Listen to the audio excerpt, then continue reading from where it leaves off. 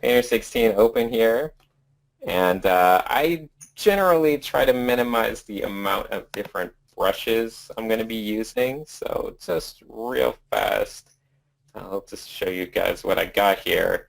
And I always think it's a good idea to create your own little category. So I got my little Cynics category. And the main ones I use when I'm just drawing and painting. For lines, I'll just use a simple one like the scratch board tool. And for slightly more painterly lines, I'll use this thick and thin pen, which is basically the same but with opacity. And when I want to be more fancy and actually render and paint, I really like this dry brush because it has all kinds of soft blending options. So that's a very pretty one for painting. But those are the three main brushes I use for pretty much everything I do. So any artwork, it can be done with just those three brushes. Yeah, I do want to apologize for being a little bit late. I was kind of, I think I got too ambitious with my video editing this morning, and it seemed to overload my computer, and all of a sudden I couldn't get anything to run anymore. But luckily, it seems to be working fine now. So that's good. So let's see. There's a few kind of basic ideas that I like to think about anytime I'm doing any mechanical design stuff.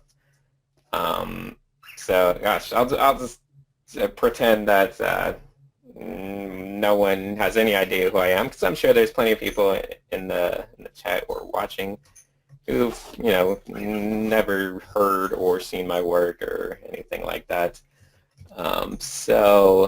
One of the things I strongly believe in is the idea of just having your visual library determine your artwork. It's kind of the key thing about my design philosophy, you could say.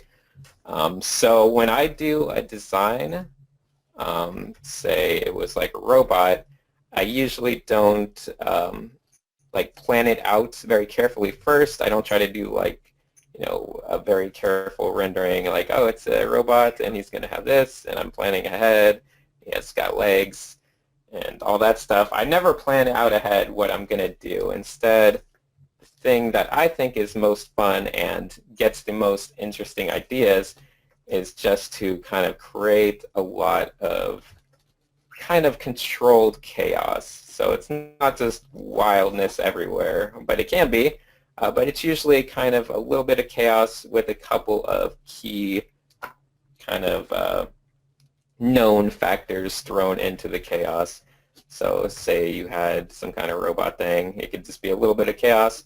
But then, like this one, it can have a couple hints of things that we understand, such as joints and legs and anything that will kind of make us understand what's going on.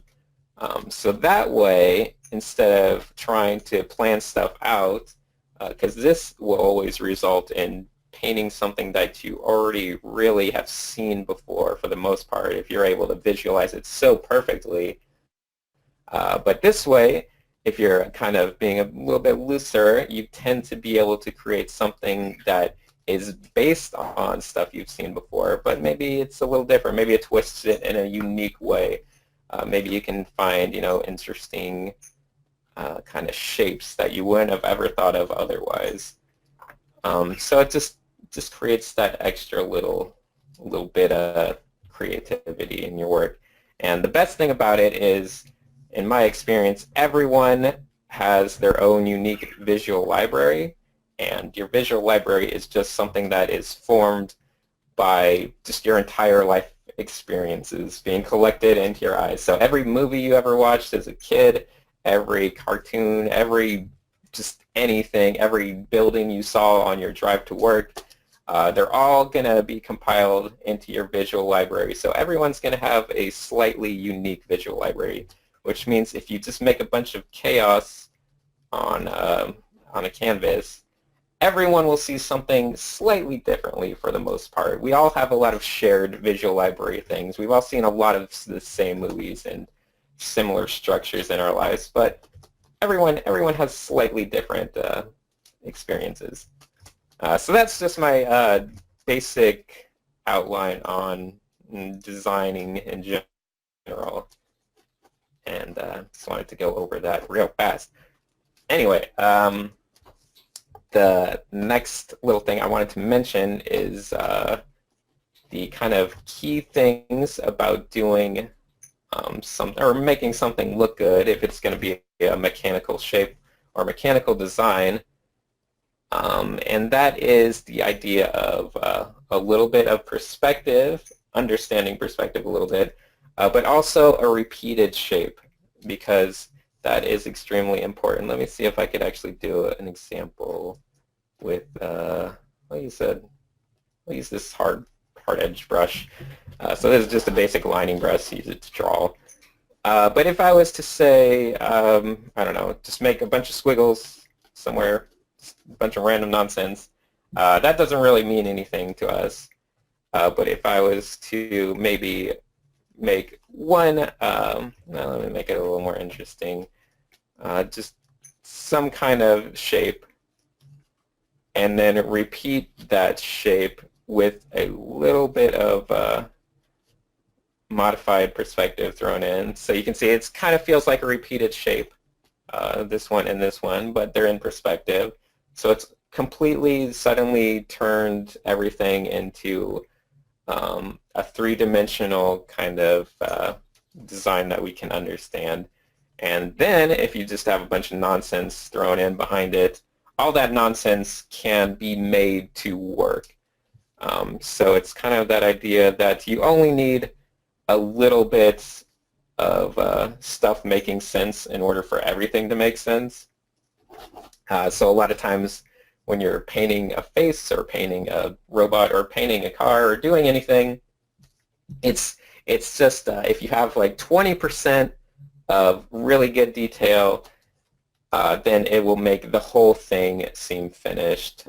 So it works like that for kind of everything. So 20% of a design or 20% of something that you can kind of grasp onto as saying, oh, here's a perspective, such as one repeated shape, then you can kind of fake the rest of things and be a little bit more wild and just hope that it makes sense to people, just a little bit of repetition somewhere.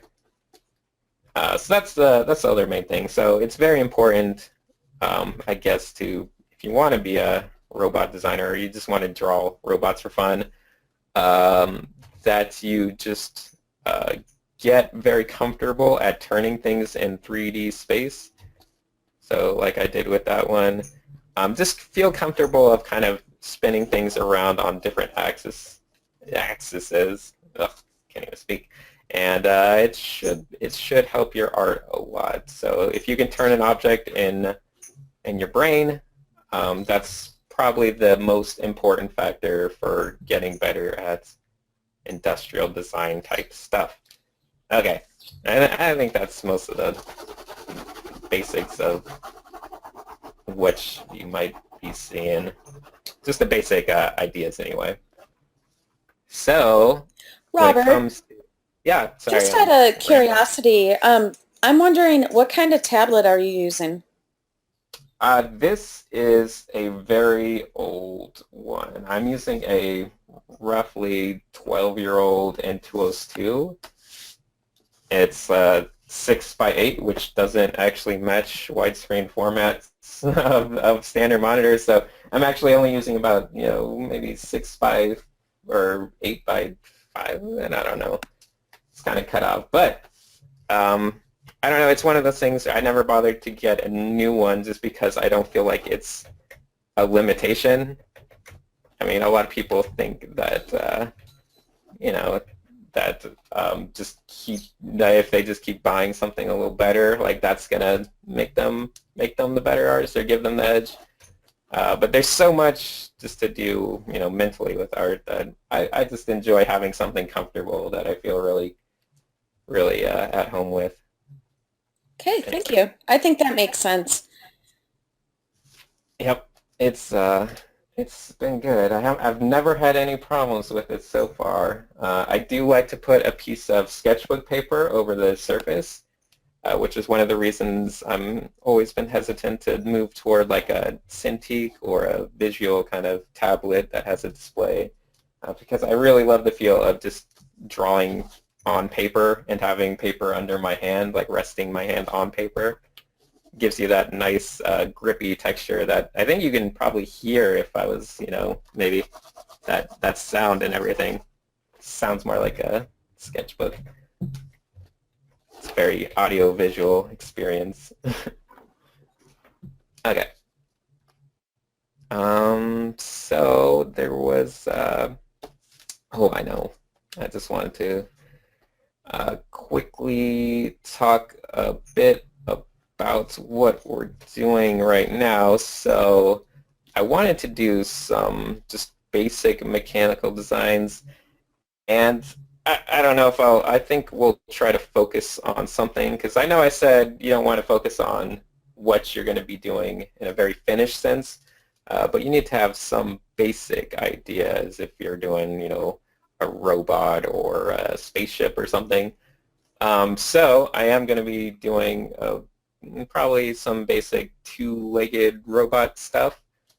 So that just means anytime I make a little thumbnail, it will have to have two legs, of course, on it, something like that. And hopefully that's really the only guideline I need. Although maybe if we find something we like, we can add extra legs and make it 3 legs or 4 legs. But the key thing when it comes to doing thumbnails or designs based on a structure like this, like 2 legs, the key thing is just making sure that it feels weighted and balanced. Aside from all the stuff I talked about, which applies to just design in general, when it comes specifically to something that needs to have legs or balance on legs, I think the most just important factor, 10 times above anything else, is that it feels like it's supported balance-wise. So if you had a shape like this and your legs felt a little bit off or something, that is just it's not gonna feel good to people. It's gonna instantly just ruin any design you might have. It's like, oh, he's falling over. He's just gonna tip right over. So if you can just focus purely on making sure he feels very sturdy, maybe the legs are really out wide and he's just really feels confident, then that will help the design a lot. So sturdy balance is the most important thing.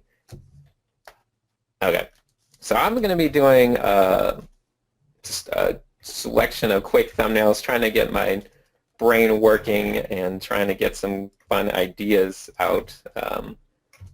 And if there's any questions, I guess it's fine to ask away, or maybe Tanya has something. Hey everybody, you're being so quiet today, so if you do have questions, please enter them into that panel, and now's the perfect time. We can answer them all for you. There we go. Yeah, so I generally like to just make some random shape. I don't know if I talked about this brush that much, the brush I'm using. I know I said it's a thick and thin pen, but the reason I like it so much is because it likes to track the direction of your brush stroke. So you can see if I was to kind of move it around, you can see it calculating constantly which direction I'm going to be going in.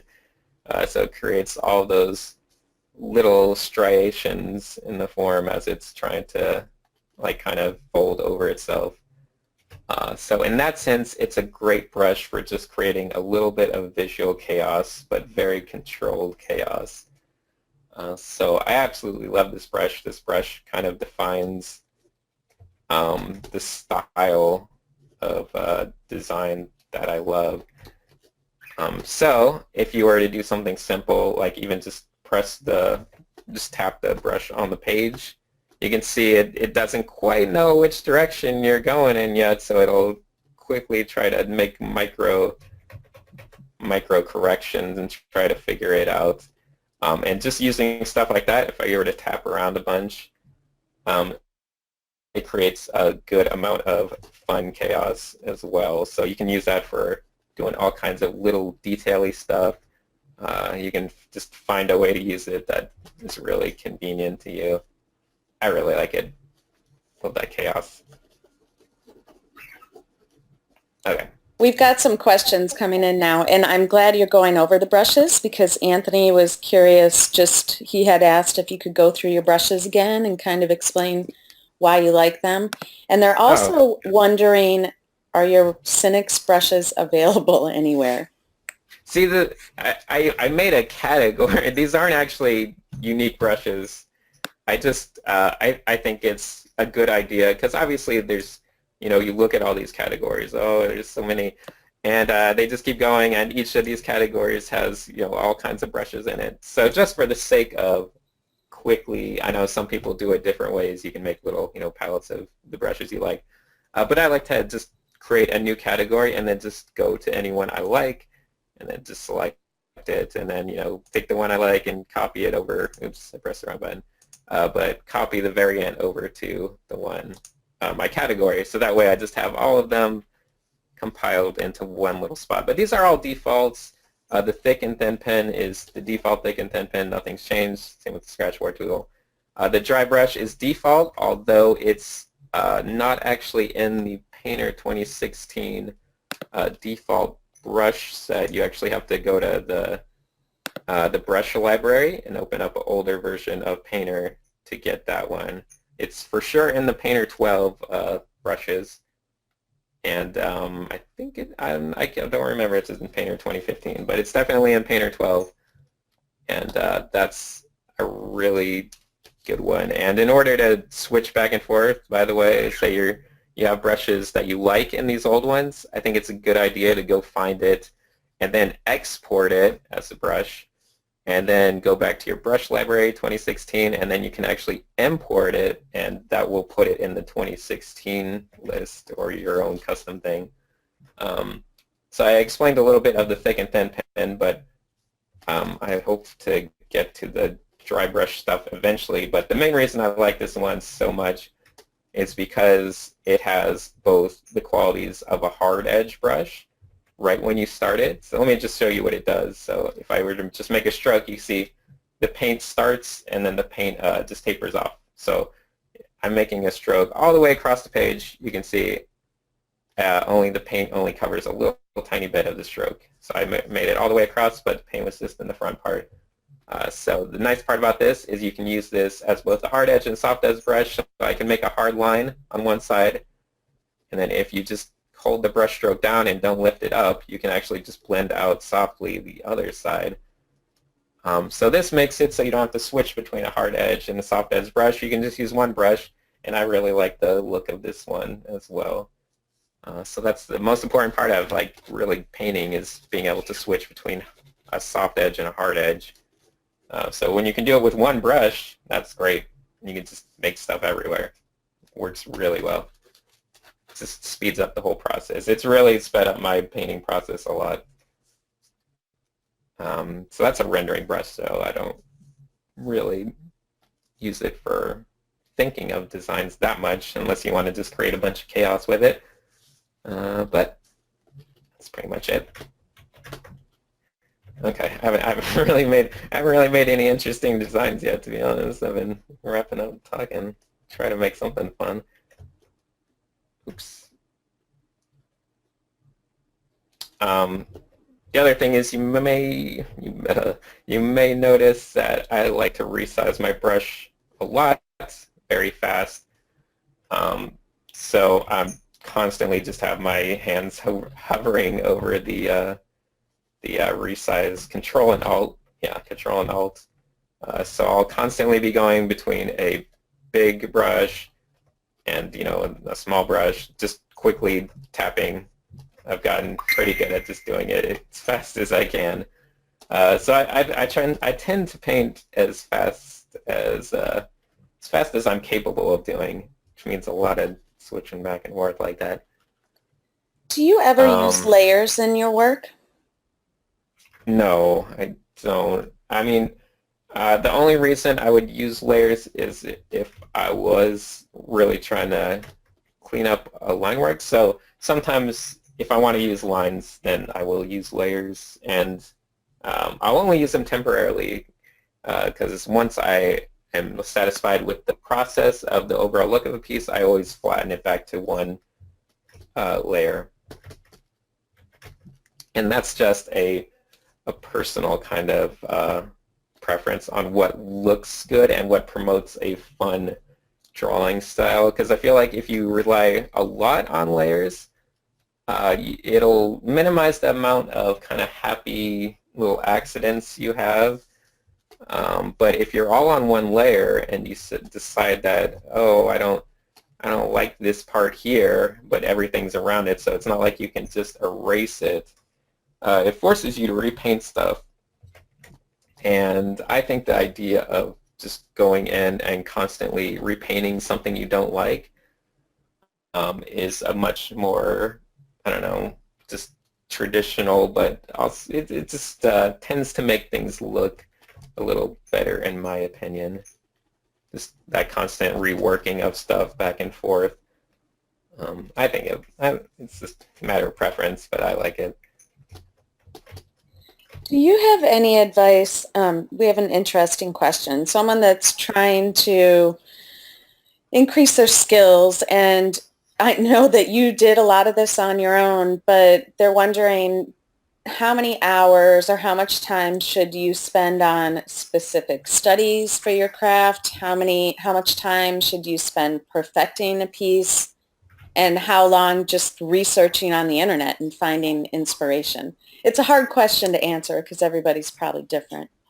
Yeah, usually if I feel like if I feel inspired to draw or I'm drawing, usually I'll just keep painting stuff, and I mean I don't like to spend a lot of time on individual pieces. There is a benefit to that, and just for the sake of proving that you're capable of doing stuff more finished, because I know some people can get wrapped up in study mode, which is just where you're constantly just doing little studies and you never do anything big and finished. You never really challenge yourself to make a really substantial art piece. And that can be dangerous. I think a lot of people go through that where they're just doing, okay, well, I'm not good enough. That's what the thing. I'm not quite good enough to do this thing that I want to do. So instead, I'm just going to keep studying.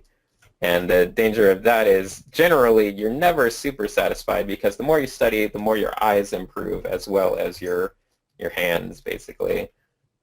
So in that sense, you're never going to be you're never going to reach a point where you feel like you're a master and you're satisfied, and you're gonna feel confident in doing your project. So it's always important to just dive right into more ambitious things.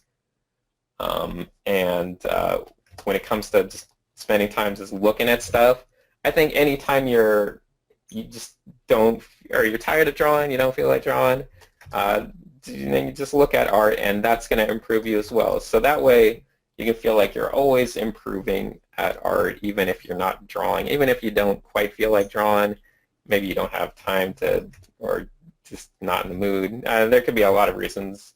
But just looking at art, getting inspired, is itself a way to improve at art. You're expanding your visual library, which I mentioned earlier is so important. And the best way to expand it is usually looking at actual art. Yeah, that's a little bit of it. Hopefully that helped this question a little bit. It must have, because I don't have a response yet, but we'll wait and see. Have you done traditional painting, and if so, do you feel that that has helped your digital art? Yes, I like to go. I didn't do it for a very long time, but maybe just within the past couple years, I've started making sure I go do a little bit of traditional painting now and then, and mainly plein air painting specifically. So I try to get out and do some plein air painting whenever I get a good opportunity. And the thing it improves, or at least in my opinion, the thing it helps you improve on the most is just your colors.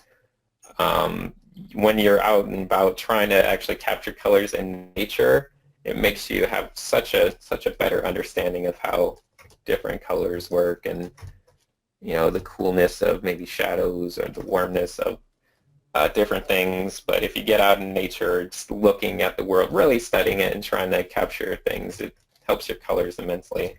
Plus, you have to actually mix them. So mixing those blues and yellows to get the right grains really helps you understand colors also. Just being forced to do all that stuff. So yeah, I think it definitely has pretty strong benefits. Okay, let's see. Sorry, I feel like I still haven't painted anything. Thinking a lot about talking and not a lot about painting.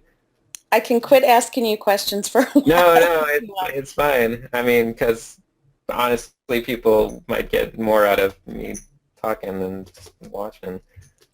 Jennifer is wondering if you have any visual library references that you refer to. Not like I don't have like a giant like book or library of anything. I mean, when I talk about visual library, I'm just meaning like a mental library, not so much specific like tangible thing. I don't like that one. So no, not really. I watch a lot of movies, or at least I always did as a young person. I love movies, and you can learn a lot about visuals, especially compositional stuff, just by being a movie person. Go to the movies a lot, but try to see the good, quality, artsy type movies. That'll help you with compositional stuff a lot. And yeah, it's looking at a lot of art, so I have tons of favorite artists that I like to follow. Obviously, the internet and all that stuff has just been amazing for artists. Art's been great because you can just see new art every single day as much as you want. And I have all my favorite artists, and they all have Instagrams and things like that, so you're constantly just seeing new stuff. So it's a good time to be an artist. Is there a particular brush that you like best for detail work?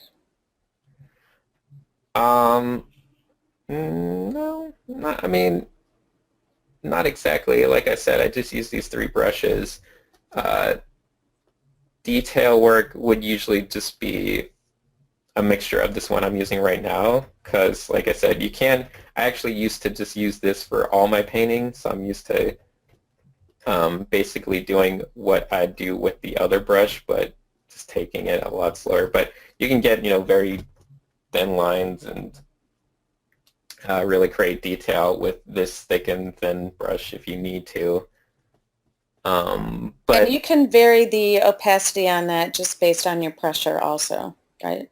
yeah, that's what I'm doing. I just control it. I mean, and if I need to make something like a big light thing, then I just make the brush size really, giant and just paint lightly.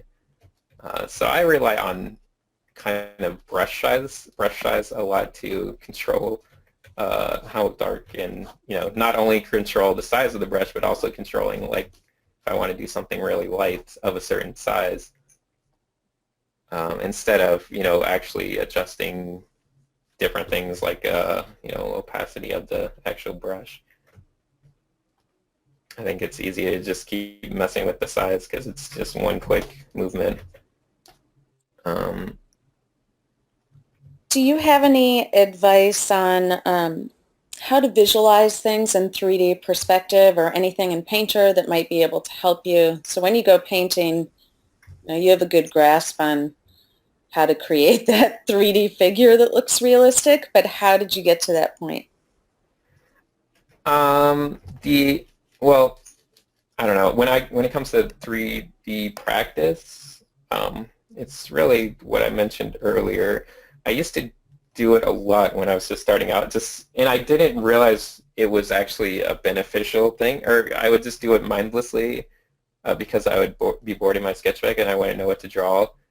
But I'd always make what I'll refer to as like little, I don't know, drones, or let's say probes, like just random nonsensical little like industrial design things with like one little panel thing, and they have uh, no real point or no real structure other than that. You know, they'll just be something simple with a couple of little things like that. And I'd always make little tiny things like this, and usually anytime I make one, I'd just wind up making another one um, like in a different perspective like this. This was always my most common thing to do, this perspective. So it's like 3/4 and slightly more, profile view of it.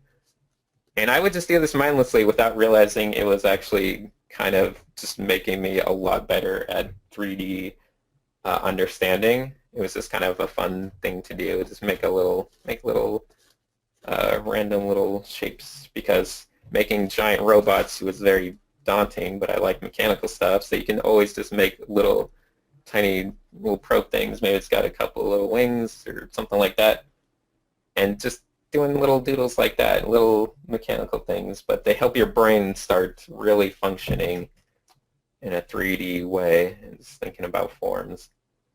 The other thing is, I kind of been mentioning, let's see, do I got any, I didn't really make any interesting designs that much. But once you have a design, I actually should just move forward because I can waste all day making little thumbnails. Once you have a design that you like, so maybe we got a few interesting ones. Let's see, there's one here, one here, one here. There's a secondary thing. So when we draw any kind of industrial design, we focus on silhouette very strongly. So the overall silhouette of your design should be very strong. It should be kind of simplified. You don't want it to feel like there's just nonstop clutter everywhere. You don't get carried away with like, oh, here's like 10 radar things and all kinds of stuff, and it just will start to feel like you don't feel any cohesive silhouette. So we always try to make our silhouettes feel very simple. Just, okay, there's the thing, something more like that instead. And we don't get carried away with little random bits and details. So silhouette is very important.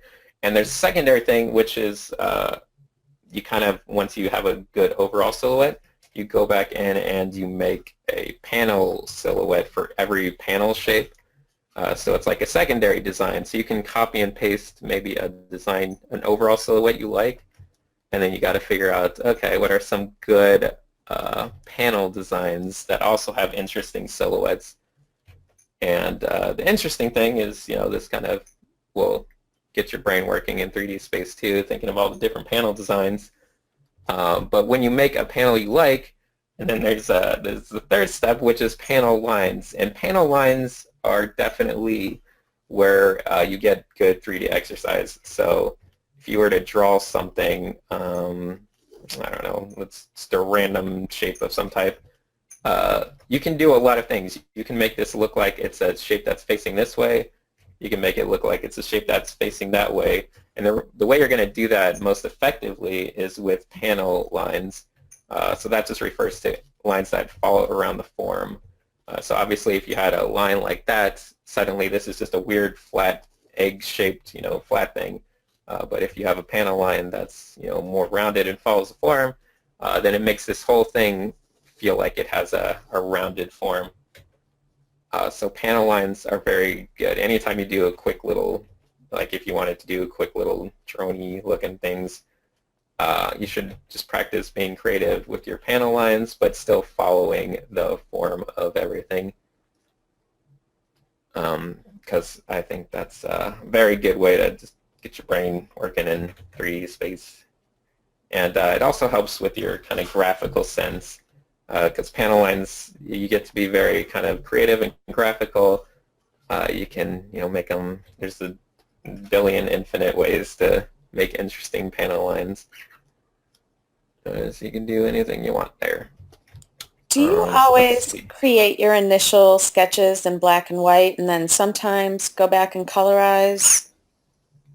Well, not exactly. Like I don't paint in black and white. I mean, I do it for silhouette stuff, but I try to get away from it like very fast. Like I just establish a silhouette. I won't actually do the value mapping. Like I'm not gonna like if I wanted to render everything out, I wouldn't go through and do everything in grayscale and like do all the values and shading and everything in grayscale and then add color. Like once I get the clear graphical paneling stuff, I usually try to move to color right away. So let me think. Yeah, so I don't like painting in black and white anyway. So like once I reach this stage, this is one of those times where I would actually probably use another quick layer and just do a quick multiply layer and decide on a fun color or something. Let's see, what would be a good one? Maybe a blue or something fancy. And then I would probably do something just quick and simple like that just to get the overall design. And then the next step would be to flatten it back to one layer and then to probably go in with a dry brush or something and actually start painting with colors and doing everything with colors then. And that would probably be my most effective way to do some painting. Great, thank you. Yeah. We've had some questions about, have you used an iPad Pro with a pencil, and have you tried out the Painter app for Android? No, I haven't. I haven't used either of those things. I'm not I don't know. I haven't really got around to experimenting much with all the fun stuff that's out there. Is that your bird in the background? Yeah, I'm sorry. Oh no, that's okay. I was hoping he'd be quiet today, but it's early in the morning for him, so this is his most active time. That's usually my dog gets the loudest when I need him to be quiet. Yeah, it's can be troubling when I'm trying to do video stuff. He always thinks I'm talking. The other thing is when I'm talking and there's no one here, he just assumes I'm talking to him the whole time. So a lot of times he'll just respond to everything I say if I'm talking to the computer. But it's pretty good today. I mean not that bad. So I guess let's see, what would be fun for this? One other thing that I think is usually pretty fun, and it's something I like in Painter, an old brush that I really always have fun with, is just the glow brush, which is great just for doing quick idea studies and just like deciding if you want to have like a glowy light somewhere. It's just such a fast way to make a light on any object. So I really love that brush. I always keep that around just for little tiny effects. It's always exciting. You can use it for all kinds of fun stuff. Oops, let me make it a little more lighter. Good for quickly painting stuff. You can add a little bit of lighting things, and but I really just love popping in little bits of light here and there. So let's see, what else can we add? Maybe we can add some more lights up here or something. Little floodlights. And go back to our glow brush. And instantly turn everything into a nice looking light. So that's always a fun brush. Do you have any tips, or are there any books that you've relied on for just getting started in painting? In painting, Mm-hmm. I would say the most helpful book I know of, just for a basic guide to color and everything that is central to painting, is probably the like James Gurney Color and Light.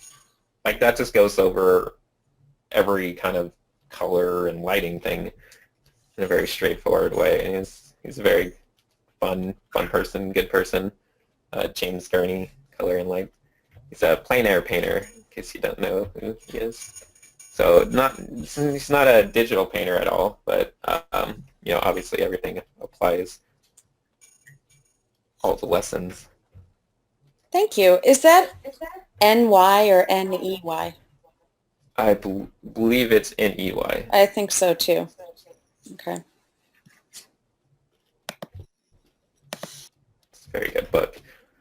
And if you're looking for a book that just kind of goes over the basic process of like concept art, like it just gives you like some idea. I remember when I was starting out, I found the book The Skillful Huntsman, which was done by some art center students and graduates. It was just a great kind of introductory kind of showcase of what it's like, what the design process is like, because it walks you through, thinking up ideas, doing thumbnails, doing color studies, and getting a finished design. And it's very helpful if you're interested in more concept-y stuff. I always like that one.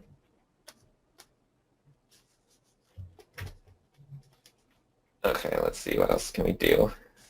Got a robot over here.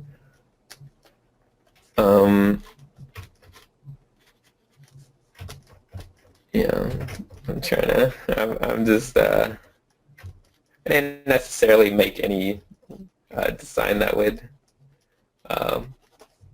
possibly qualify for any portfolio piece, but I'm just trying to show the process anyway with any of these little quick things.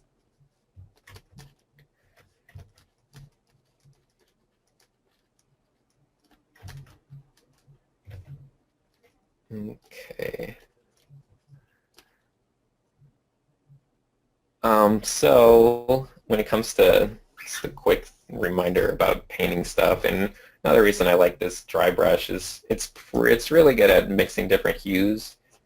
And just as a reminder to people, anytime you're doing any color stuff, it's always good to vary your hues in the lights and in the shadows. So this one is a bit too monochromatic, but generally you would want to just go a little bit either cooler or warmer in the shadows, and then the opposite. So if you go cooler in the shadows, maybe go a bit warmer on the highlights, or a bit in the other way, go a bit cooler on the highlights. But it's always good to vary your hues up a little bit so they're a little more fun to look at, instead of just being gray, going from gray to white, because that'll always look really dead and boring. So this brush mixes colors really well, especially if you get into these strong saturated colors. You'll get a lot of nice, interesting mixes in between them.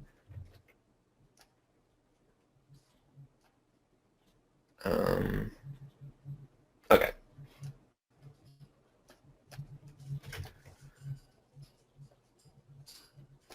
So let's see. Yeah, time just flies by. We were going till just 1 hour, right?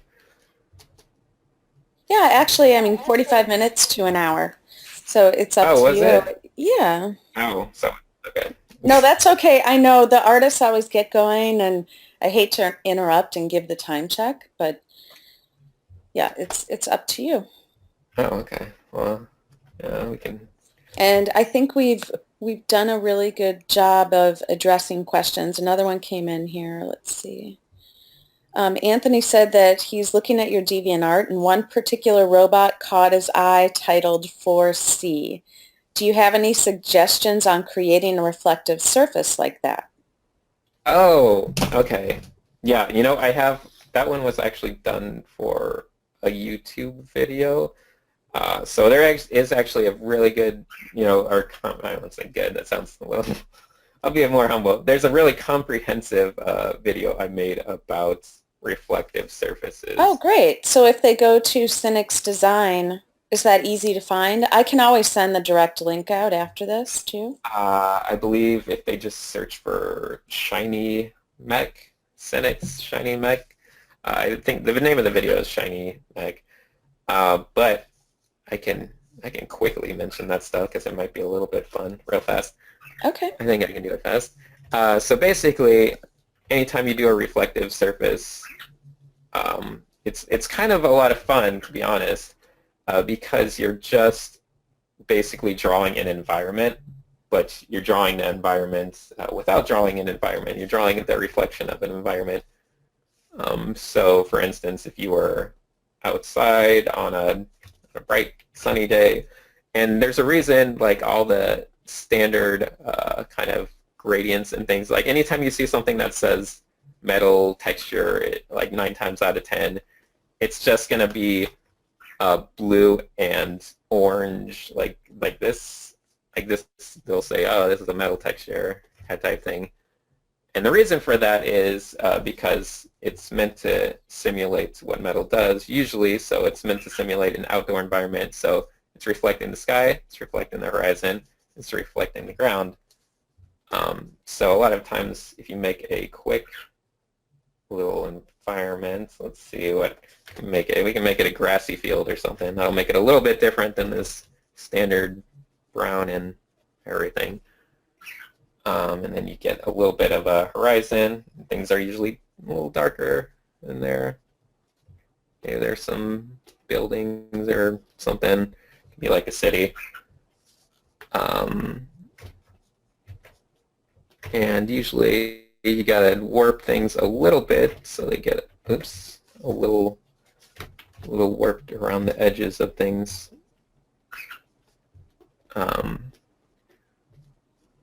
But doing a quick study of what you want your environment to be, such as this, and let me make it a little brighter near the bottom. My environment was not that exciting. Then you're kind of ready to, you can use this as a visual map, so maybe there's a track going across or something, or like out of field. So you can use this as a quick guide for doing a painting. And the way you would use that is basically by taking a selection of this sphere, because this is meant to be a sphere, by the way. It's not meant to be a ball. So it's meant to be a little bit of a sphere shape. And you can take this and just kind of warp it around an object. So for instance, if you had a metal pipe that was, say, just like this or something like that. Let me scroll down a little bit. Anyway, it's just a pipe that went from this way to this way. Then you'd be taking, you kind of have to do a little bit of mental understanding, but then you'd be taking just all the visual information in this section. So something like, let's see, maybe I can just copy and paste it. That might be fun. And there we go. Shrink it down, scale. It's a strange way to show it, but so you would take all this visual information and just kind of stretch it out both ways. That way. Oops. And this way. That way. Okay, there we go. Now I know you love the thick and thin pen tool, if I could speak. I didn't notice if you had any blender brushes in your tool set. I don't, like I said, or like I kind of mentioned, I use that dry brush that I talked about as a blender. Okay. Okay. Can you remind us again? If I was to make this look nice, this would look like a shiny, very reflective metal pipe that was set in this environment. And you know, if we were just looking at the underneath of an object, we'd just be painting it, you know, like maybe like this. Oops, that. And just kind of, you know, figuring things out based on this this kind of guide we have. Okay, sorry, what you were saying? Oh, I was just wondering if you could remind us, I forgot the name of the book by the Art Center alums and Oh, kind that of, was the Skillful Huntsman. okay, Skillful Huntsman. I'll throw that into the panel here. It's very... And are there any forums that you recommend in particular to make some artistic friends and get some critiques of your work? That's something that I don't really know anymore. Like when I was starting out, it was conceptart.org. I used to hang out there every day and, really just kind of, that's where I learned so much stuff and made so many friends. I don't know what's as popular. I feel like with the rise of more social media stuff, like that was before really Twitter, Instagram, and blogs took off. So now everyone's kind of made their own little, niche of Twitters and Instagrams and stuff, and there's not as much of a tight-knit community when it comes to like just where you post your art. Like they post their art, but it doesn't feel like as much of a community. It feels more isolated in some ways, even though you're still sharing it with everyone. So I'm not sure exactly. I know. Oh, well, I don't know. I There's know like ArtStation is one of the portals that's becoming really popular, but just as you mentioned, I don't know how much interaction goes on outside of yeah. posting work. Yeah, I mean, my friend Psychra has his Psychra.net forums. I know it's more of a community type little place because really you need to find some kind of message board type setting if you want to really interact with people more. And we do have Painter Factory, which is a community of painter artists, and it is very interactive. You can ask for advice or if you have questions, it's a good place to go to. Specific to painter, obviously. Yeah. Okay. So I got wrapped up with my shiny metal textures. So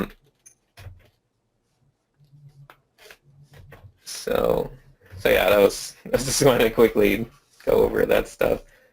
But yeah, you can obviously, if I wanted to, I can actually just turn this into some kind of interesting, maybe metal drone thing. I don't know, throw some legs on it.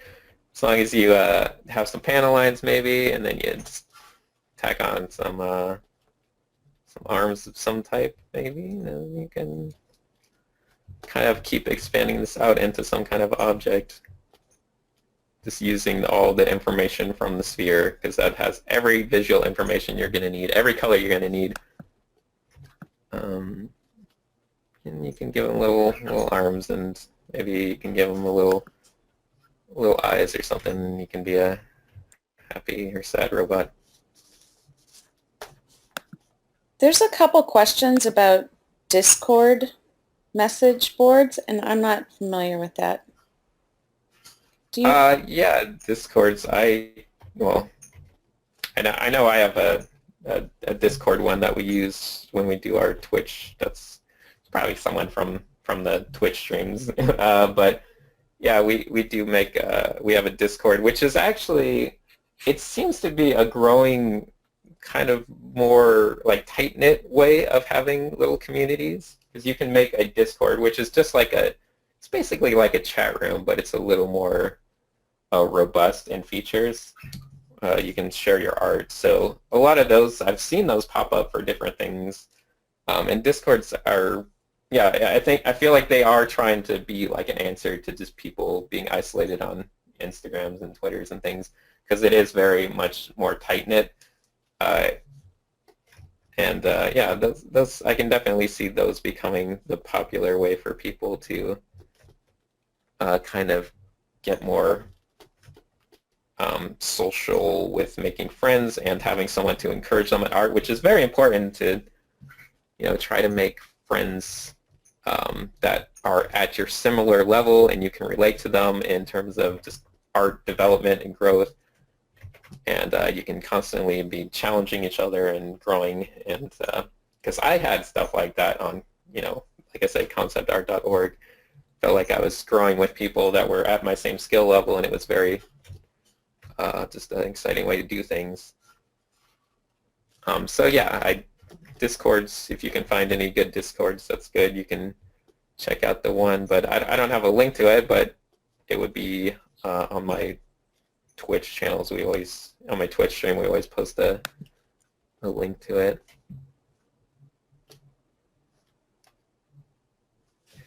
Let's see.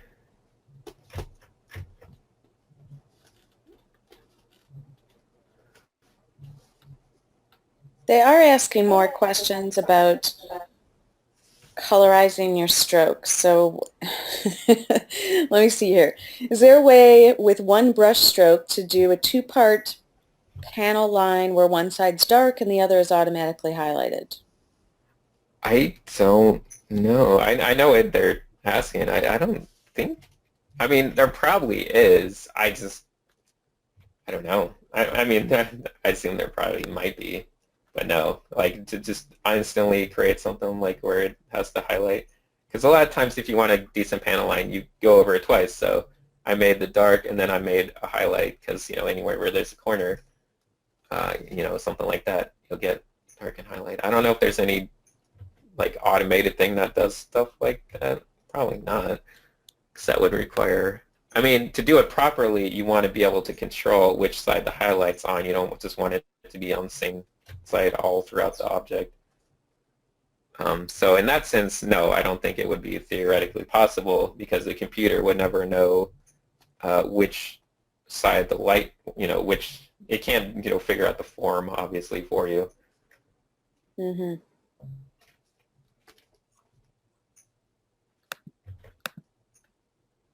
Yeah, that's Jennifer just mentioned you can do it with the gradient brushes, which is one thing that I was thinking about. But yeah, I mean, it would probably be fine. Just that, if you really wanted to be good, though, you'd have to control, which side is lit, getting light, and which side, like, you can kind of reverse it and stuff. That's the only thing. Like, if you had a simple V shape, obviously if you had a gradient brush, it would do it like that. But if you were actually painting it, you would want it to do these sides instead. So, I don't know. Anyway. all right. Well, I guess thank you yeah. very much. Yeah, I think there was I kind of missed this because I was looking at questions, but did you mention a particular Discord channel that you recommended? I know you said Twitch TV. People start them up. I don't know if there's a way to link things like that. Like, I don't know the links or anything, but yeah, if you stop by my Twitch channel any weekday morning, it would be starting right now at this time. So it starts every morning at this time, and then I usually paint I'm sorry, we ruined your daily paint. No, it's fine. I can't do it today anyway. I'm getting ready for Anime Expo, which is why my computer's such a mess right now. Okay. Well, best of luck with that this weekend. Another question is, what's this Quango thing mentioned all the time on your Twitch stream? I don't know. It's just Discord people. They're creating memes and things. I don't know. Okay. Well, I think all the questions are answered. Thanks so much for spending an hour with us here today. So thanks so much, Robert, for all the time you spent with us here today. Yeah, it was a lot of fun. I wish I could have made something a little more finished, but it's hard to paint and from scratch and talk at the same time. Yeah, it's it a really little bit of a trade-off, one or the other, but I'm happy I was able to at least share information. And you answered a ton of questions, so it was great. Okay. All right, everybody, enjoy your day. I'm going to go ahead and close down the webinar now.